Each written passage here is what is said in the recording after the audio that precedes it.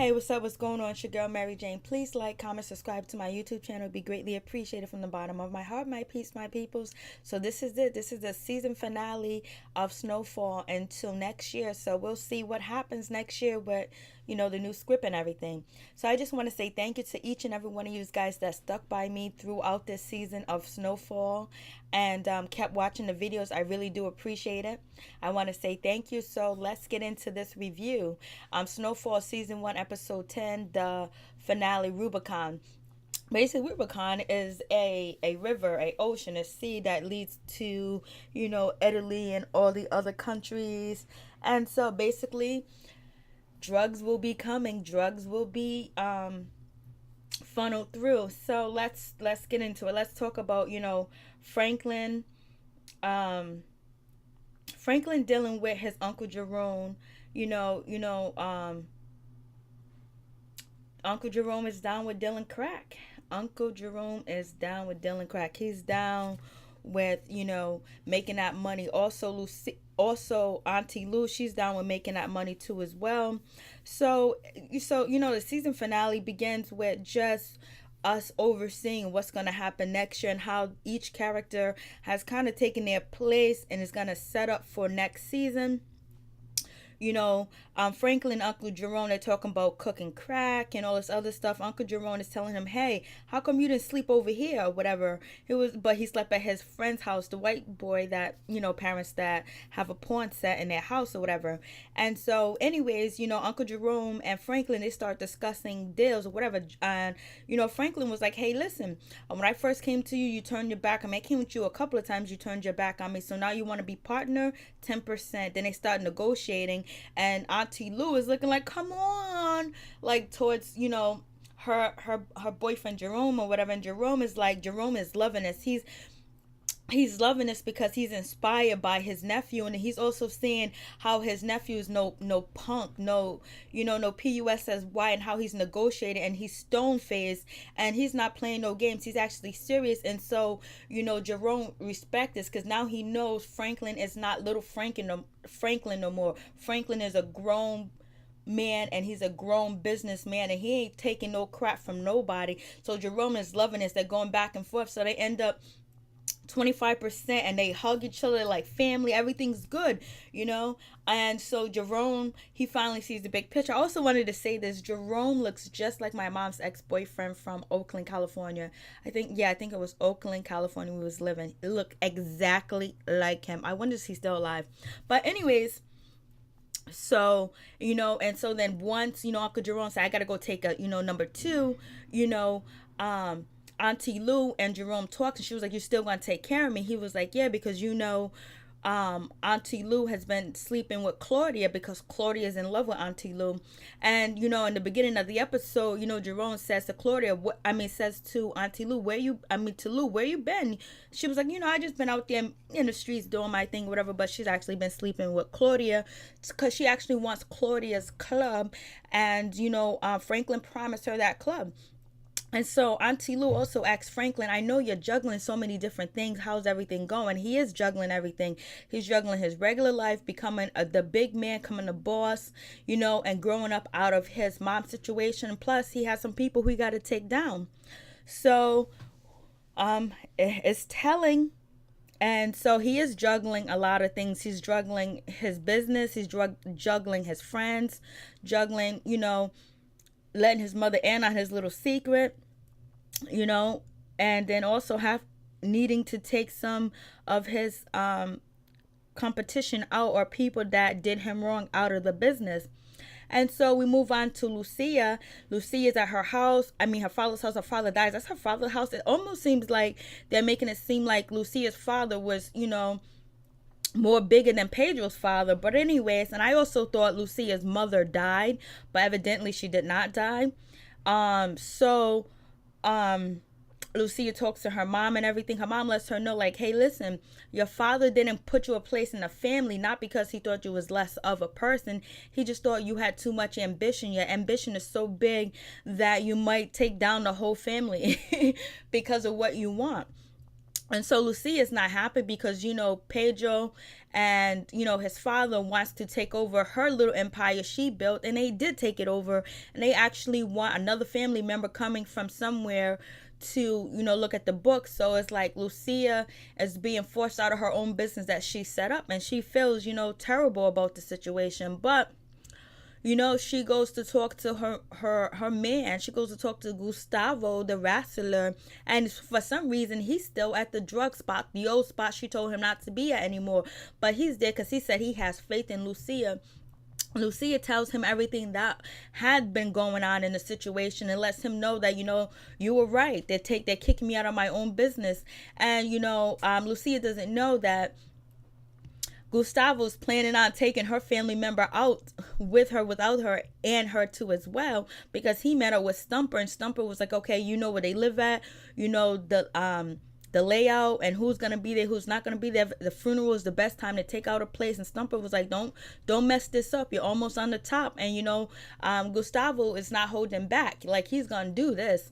And so he was at the house waiting on Lucia to show up because he knew sooner or later Lucia was going to realize that her family were going to end up throwing out the business. I'm surprised because I thought they was going to try to kill her or whatever, but she has one up on them. And so Lucia wants to meet up with Stumper, with Gustavo's, to let him know that she's down with taking her family out and she wants to assist and she wants to be there as well. And she wants to be there when her family's taken out because she doesn't want people to get suspicious of her, and plus she wants to make sure they're dead as well. When Pedro said to Lucia that, you know what, I admired you because you were stone cold, bitch or whatever, but now you're messing around with Gustavo, you seem weak. And Lucia's not weak at all. She's very ambitious. So then we get to Sissy, Franklin's mother. She's at home. She's crying. Franklin walks in the house after leaving Jerome's house or whatever, and she's crying because she lost her job. She was a bottom feeder for the guy that was a slumlord, and she did any and everything for him, and he promised her things, and he reneged on his promises, and so she went after him because she wanted to be in charge of the white property that he did own. He goes, no, I'm gonna sell him or whatever. And so she tries to choke him. He kicks her. He escorts her out with other people, and he fires her, and she's crying. And Franklin thinks like this is the best thing in the world because he's making nothing but money, and he's gonna be making even more money. So he wants to reassure his mother that she's gonna be all right, that he has her back. But he can't actually just tell her that he's actually the biggest drug dealer in LA. And he's actually putting a new drug on the street, which is called crack cocaine, not crack rock. So he can't tell her that, but you know what? He goes, it's okay. It's the best thing. And she was like, what do you mean? How am I going to pay the bills? The first of the month's coming and this and that, whatever. He was like, Mom, you'll find a better job. How am I going to find a better job? I'm not going to get a reference from him. And I understand that getting references is not an easy thing to do today. I can only imagine back then. No, it probably was easier back then. Today, it's different. So anyways, with that situation, Franklin gives her a nod of money. He was like, everything's all right. And she was like, I'm not going to take your reefer money. So it still let us know that the mom doesn't quite know that Franklin is a big time drug lord or drug dealer in the community, because she's thinking he's still dealing reefer. He's not dealing reefer. He's dealing the crack rock. So she refused to take the money. And so Franklin realized his mother's not going to accept who he is. And it's almost like, the same thing with his father. The mom didn't accept what the father was when he turned on, drinking or whatever he did. And he left the picture. Now Franklin has to leave the nest. Franklin goes in his room. He looks around at everything because now he knows he's never going to really come back to this house, and he's outgrown this. Now he's a man. And he has the money to support himself and do whatever the hell he wants to do. So he looks around, he packs his belongings, and he knows he can't turn back. It's the new Franklin. So Franklin leaves. He leaves the money on his table as his mother sits at the table and she doesn't say a word, and he's gone. Because now Franklin can support himself. He doesn't need to lie to his mom anymore, but he did apologize to his mom. So we'll see if his mom actually comes around and she actually starts spending the money next season when he becomes a big time. It's not like she supported him doing drugs. She wanted him, selling drugs. She wanted him to go to school and all this other stuff, but it didn't work out that way. and because he felt like the game of life was rigged from the jump street, and he found a new way to make money, even though it's a very negative way to make money. But the government does the same thing, and the government has a part in putting the drugs in the community and protecting drug dealers or drug cartels or people they can make money off of as well. So then you got these drug companies that are the real drug dealers nowadays, where you just get a prescription from a doc and you taking poison that'll kill you, but it's legal. So anyways, Stumper, not Stumper. So we move on to, you know, we move on to, you got Stumper, and then Teddy. Teddy walks in.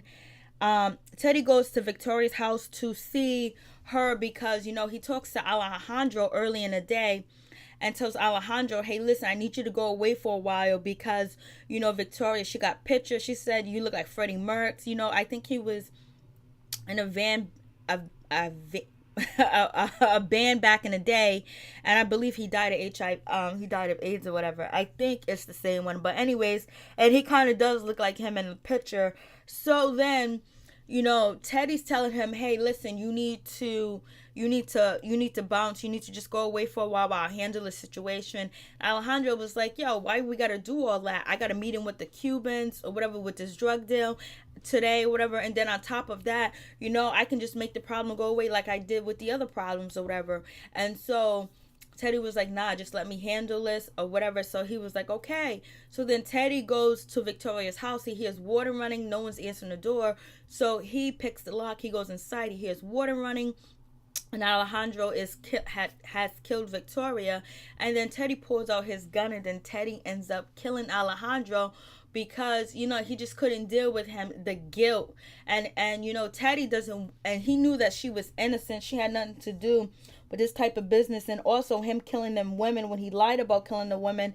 And it's just like, Alejandro's a liability now, and plus he knows who the people that he's meeting with. And so he's going to try to infiltrate that meeting. And plus, Alejandro was just too vicious for him and killing innocent people, not following his order because he's actually in charge of this. Well, he thought he was in charge, but Alejandro was like, I'm in charge. So he takes Alejandro's life for killing Victoria. And then we get Teddy. Teddy kills him, and then Teddy goes into like a slump or whatever. And one of his bosses comes to his house to talk to him. Teddy's all messed up or whatever, and his boss, was talking to Teddy and everything. But I'll get back to him. No, he was talking to Teddy and everything, and telling Teddy that you got to let things go because sometimes you get too emotional, you get too involved because remember what you did with this project, remember what you did with that. And so then Teddy talks about his father meeting President Kennedy and how proud he was until he read his record and all that other stuff. And so once the boss guy tells Teddy that you're the director of the CIA is very proud of you, and also the president, which is Ronald Reagan, is very proud of you. They want to give a special thanks. So are you gonna be able? This operation is going perfectly like you said it would, and it's popping off. So it's just like is actually, if you try to tie it into real life or what really happened back then, Ronald Reagan and his wife, Nancy Reagan, were like, say no to drugs. But the whole time, the CIA, which works for the government, was funneling the drugs into especially LA, the guns, and to other communities as well. They brought the crack cocaine into the black community, into the neighborhoods and things like that, but they used the cocaine to funnel the porn stars, the TV stars, the athletes, and people just were white collar criminals or white collar people that did cocaine. And as like in the show, Teddy's the CIA agent, and the government is protecting him because they're working against the war in like Colombia, Mexico, and the cartels. But they're actually getting guns, weapons, money back and forth. So it's going well. So now that when Reagan and his wife was saying say no to drugs, that was bullshit. But you can do a history lesson and find out. But I'm going to see how they tie in the Reagan administration and say no to drugs, and then the CIA bringing the drugs into the community, how that's going to tie in with Franklin and how it actually really did happen, and then how it ties in with Lucia and Gustavo and Stumper and Franklin and his crew. So we'll see how that goes next season 2, because they did get renewed for season 2. And so moving on from that, so now, what's his name? Teddy, he's feeling good about the situation. He's got the self-confidence. And so he goes to the hotel to meet the Cubans. And he tells them that Alejandro was an agent, Blase and the third, and all this other stuff. And so then first they was going to kill him. Once he said Alejandro's name, they stood him up and they talked him, because they did punch him. They put a gun to his head and everything. It seems like he was going to get killed. But of course, he's not going to get killed.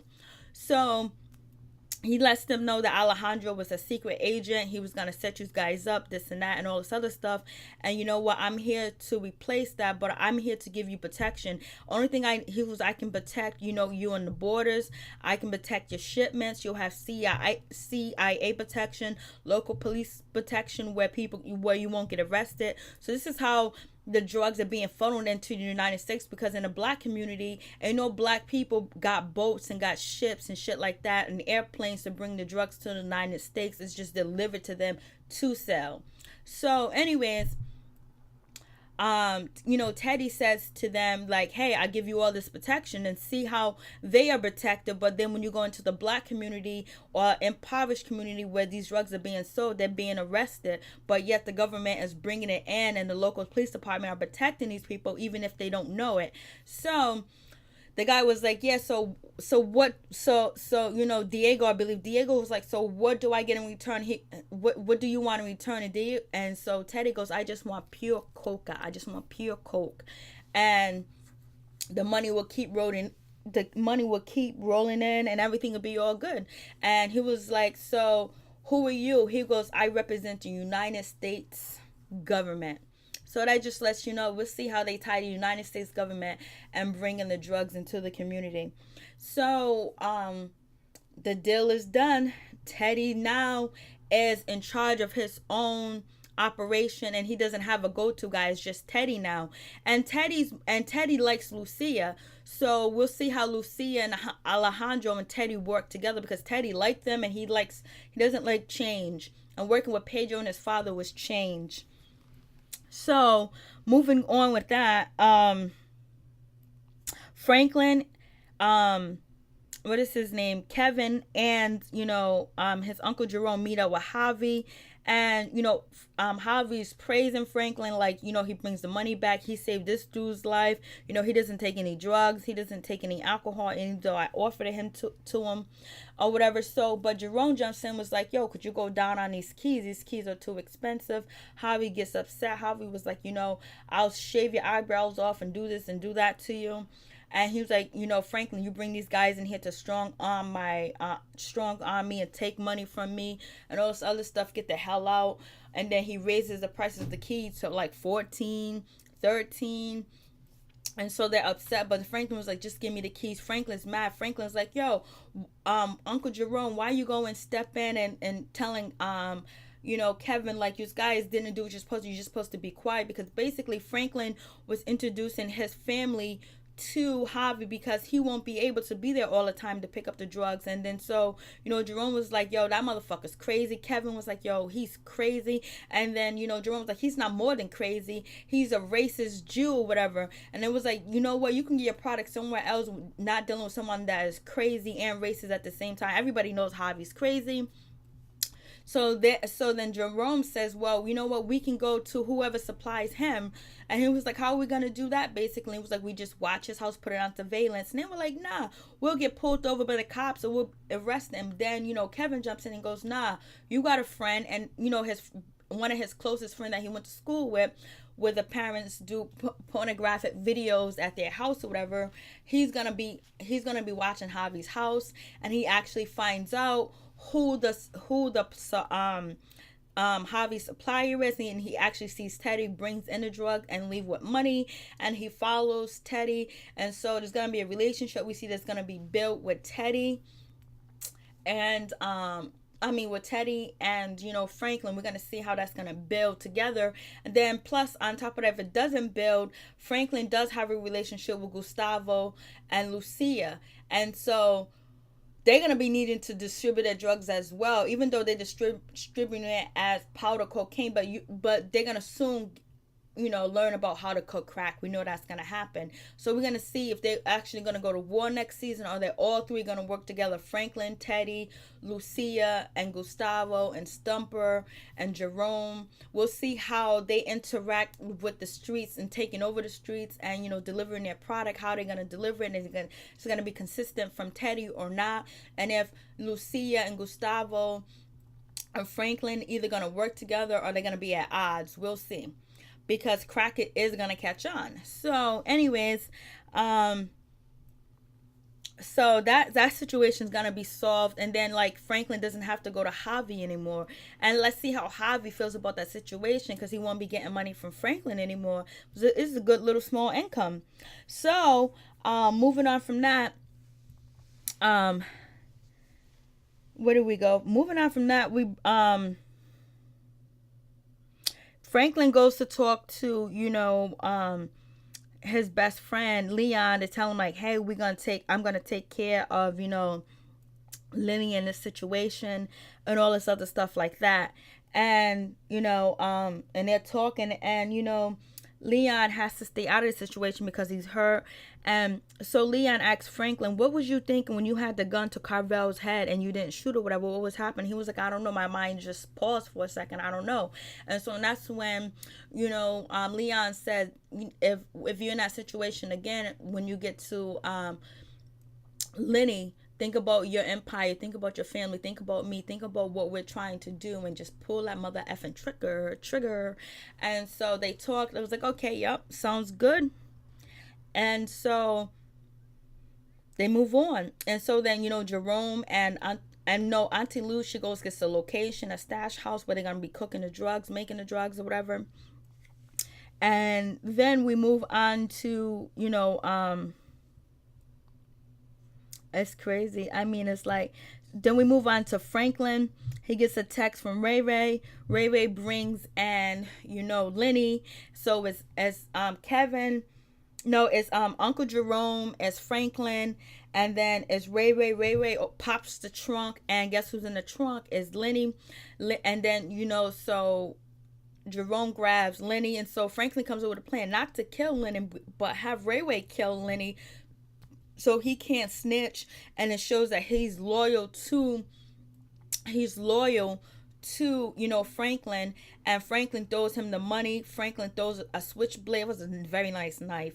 Throws a switchblade to, Ray Ray, and Ray Ray is like, I can't do this, and, Lenny was like, don't do this to me, with fam, blah, blah, blah, and all this other crazy stuff, and, Ray Ray was like, yo, I don't know what you guys did to Lenny, but he's totally haven't been the same, yo, don't do that shit to me.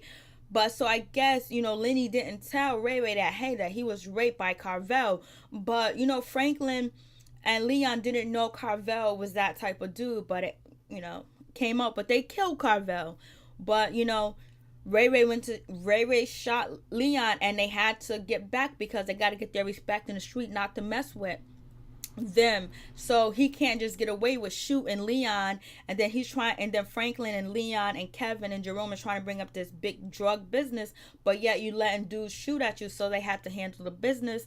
Then Ray Ray was like, he's thinking like, he told Lenny to let it go, move on from the situation, just let it be. But Ray Ray can't, but Lenny couldn't let it go because he was raped, and you know what I mean.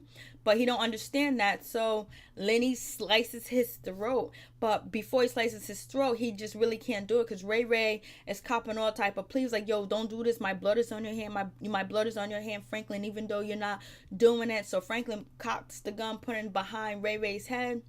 And Ray Ray cut his throat, and they drive off. Crazy scene. The picture was crazy of the scene of the showed of the situation where Franklin's letting everybody know he's the boss, and really his muscles right there with his uncle with the old school knowledge and the reputation. But now Franklin and his boys are building a reputation where it can't be soured at this time and point.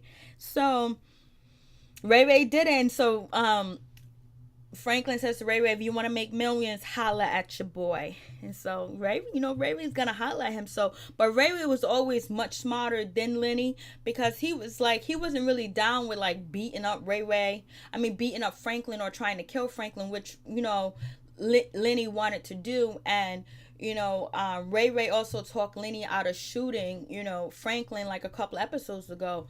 So he wasn't down with that, but he doesn't know what happened to Ray. He doesn't know what happened to Lenny. So we'll see how that goes down. And we get back to, what is her name? Auntie Lou. Auntie Lou is learning how to cook crack from Franklin. He's showing them how to cook crack, making crack. Leon's there bagging up. Kevin's there bagging up. Jerome's there counting the money. They got their spot. They're cooking it. Everything's going well. They got on their bandanas on their face so they don't get high, because that's what the chef taught him from Wu-Tang. And so now you can see where their business is going to go up and up and up. But right now, Franklin has succeeded to what he actually wanted to do.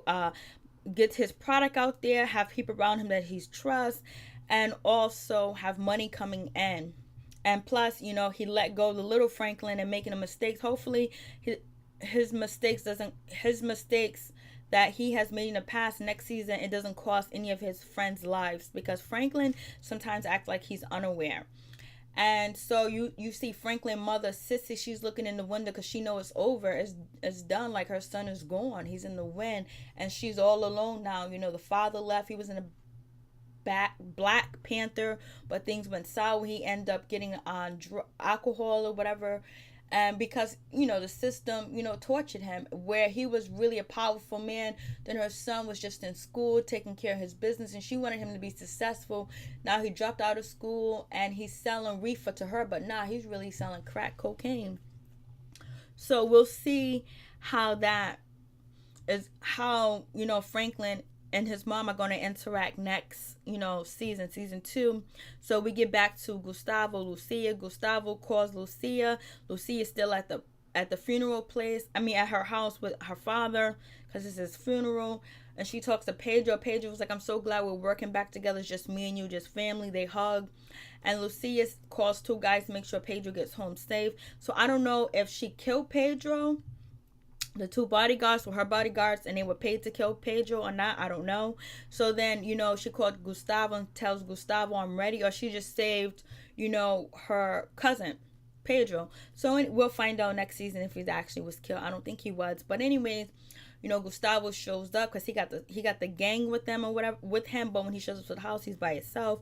He was like, I just want to pay my respects. And then Pedro's father goes, okay, out of the respect of the dead. He was like, I want to talk to Lucia. Lucia comes out, they talk, and then all of a sudden they go into the room and you hear nothing but pop, pop, pop, pop, pop, pap, pap, pap.